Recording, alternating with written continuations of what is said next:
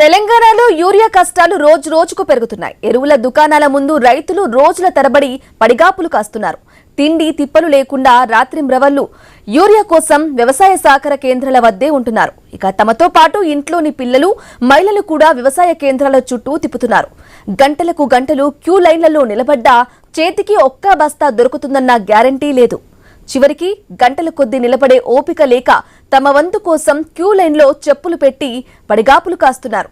మంత్రి ఉత్తమ్ కుమార్ రెడ్డి సొంత జిల్లాలోనూ యూరియా కోసం రైతులకు తిప్పలు తప్పటం లేదు. ఇక ఉమ్మడి మెదక్ జిల్లాలో రైతులు ఒకరోజు ముందు నుంచే పడిగాపులు కాస్తున్నారు. మెదక్ జిల్లా శీలంపల్లి రైతు వేదిక వద్ద క్యూ లైన్లలో రైతులు ఎదురుచూస్తున్నారు. సిద్దిపేట జిల్లా దుబ్బాకలో రాత్రి నుంచే క్యూ లైన్లో రైతులు ఉన్నారు. ఇక సరిపడా యూరియా సరఫరా చేయాలని రైతులు డిమాండ్ చేస్తున్నారు. అలాగే మరోవైపు సూర్యాపేట జిల్లాలోనూ రైతులను యూరియా కష్టాలు వేధిస్తున్నాయి. అనంతగిరిలోని ప్రాథమిక వ్యవసాయ పరపతి సంఘం వద్ద అన్నదాతలు ఎరువు కోసం ఎదురు చూస్తున్నారు.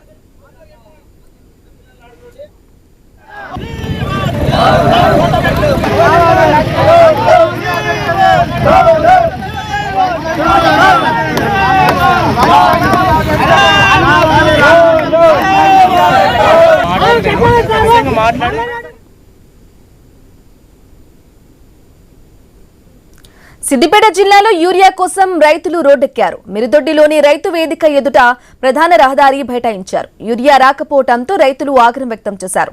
అన్నదాతల రాస్తు రోకో చేయడంతో భారీగా వాహనాలు నిలిచిపోయాయి. ఇక ప్రభుత్వం యూరియా సరఫరా చేయడంలో పూర్తిగా విఫలమైందని విమర్శించారు. సరైన సమయంలో పంటలకు యూరియా వేయకపోతే పెట్టుబడి సైతం నష్టపోతామని వాపోయారు. ఇప్పటికైనా ప్రభుత్వం స్పందించి వెంటనే యూరియా అందించాలని డిమాండ్ చేశారు.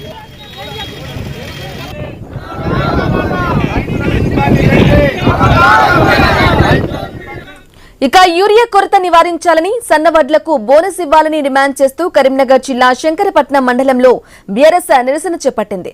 ఎరువు లేక రైతులు ఇబ్బందులు పడుతున్నారని, ప్రభుత్వం వెంటనే సమస్యను పరిష్కరించాలని పార్టీ నేతలు కోరారు. యూరియా లోటుతో అన్నదాతలు అష్టకష్టాలు పడుతూ ఉంటే కాంగ్రెస్ నేతలు పాదయాత్రల్లో బిజీగా ఉన్నారని బీఆర్ఎస్ నేతలు విమర్శించారు.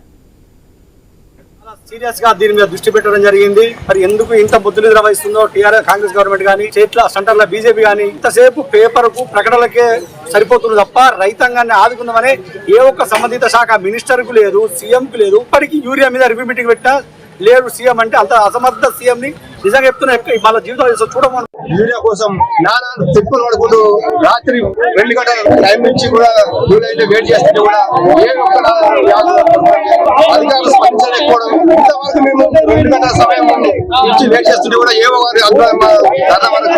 రెస్పాండ్ కాలేదు. ఎందుకు మరి అధికారులు ఇంత నిర్లక్ష్యం ఎందుకు వహిస్తున్నారు?